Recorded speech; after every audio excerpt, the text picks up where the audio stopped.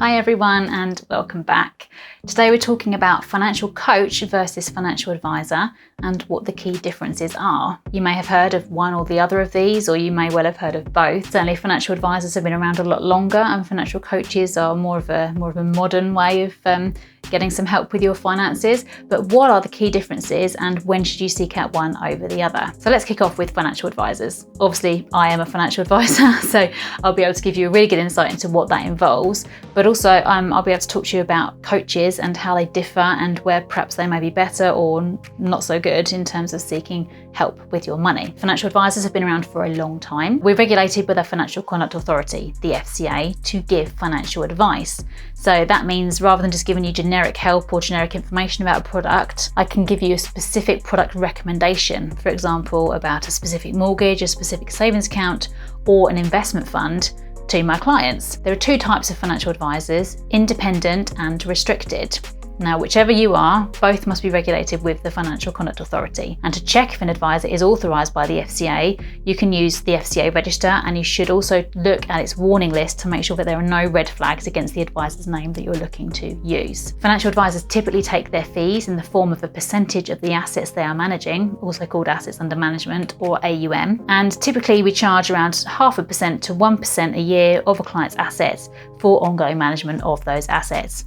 And initial fees sit on top of that. Financial advisors provide specialist advice on how to manage your money, including investments, pensions, tax planning and insurances. And financial advice informs you which specific product would be best suited for your needs, unlike financial guidance, which simply provides you with information on the available options and then expects you to go away and make that decision yourself. Independent financial advisors, or IFAs, will offer you advice on a range of investment products based on what your scenario is, whereas a restricted service, like that offered by St James's Place or Quilter, may only use their own investments to create your portfolio or those from a panel of providers. And some restricted advisors will only focus on one area in particular, such as pensions, but they may offer products from any provider within that market. So it's important you know whether you're having a restricted advisor or an independent advisor advise you on your money. A financial advisor can also cover your entire financial life to help develop a long-term financial plan, helping you to define your goals and explain the best way to achieve them. Many people go to a financial advisor seeking product recommendations or answers to specific financial questions they might have. For example, which pension should I open?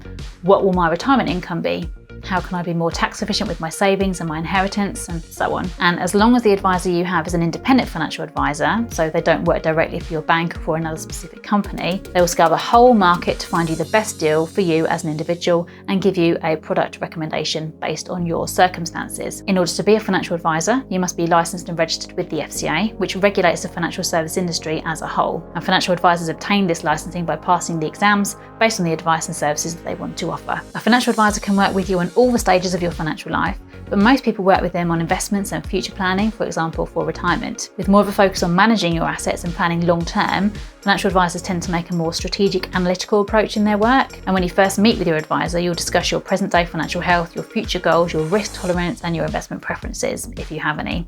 But don't feel intimidated if you don't know how much risk you're willing to take or what kind of investments you prefer. Your financial advisor will help you to understand more about these topics and help to gauge your comfort level in terms of investing. You will probably also fill out a financial questionnaire that provides even more insight into your current situation and your future projections. Now let's talk about financial coaching and financial coaches. As I said before, this is a relatively new area and a relatively new service. The key thing here is financial coaches are not regulated and are not licensed. So you may not be able to complain to the Financial Ombudsman Service or the Financial Services Compensation Scheme if you are unhappy with what you have been told by your financial coach. Their goal is to inform and empower their clients so that they feel confident enough to make their own financial decisions. So you won't get any recommendation or any suitability report or anything like that from a financial coach. You'll be given information and then be expected to go away and make up your own mind. Financial coaches charge for their time, with prices varying depending on the experience of the coach and the packages that they offer, but you'll find it will probably be an hourly rate that they charge. A coach is more likely to help you with creating a budget, choosing a bank account, basic money management essentially, rather than specific investments and products as a financial advisor. But they offer guidance only and not advice, and it's really important that you understand the difference. They cannot give you advice about which products are best for you, where to put your money, or how to plan for specific long-term goals, but instead they focus on fundamental financial knowledge and habits. So for example, helping you to create a budget and perhaps change your spending habits. A coach's aim is to help you change your behaviours around money, which could mean reducing your spending, getting your head around savings and investments, or suggesting ways to get yourself out of debt. But these are always general tips rather than specific recommendations. Financial coaches do not necessarily need any formal education or training, nor do they need to be certified or licensed. Anyone can become a financial coach if you choose.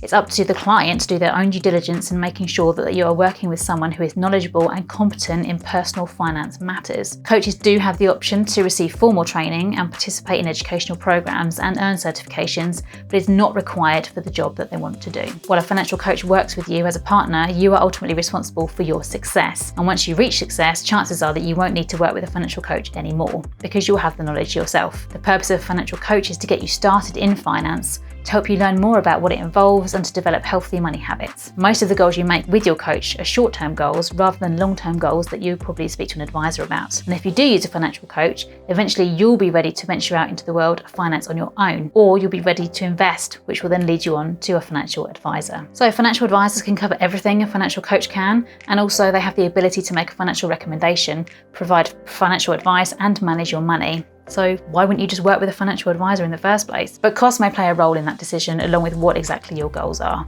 So do speak to both a coach and an advisor if you're not sure which one is going to best suit your needs.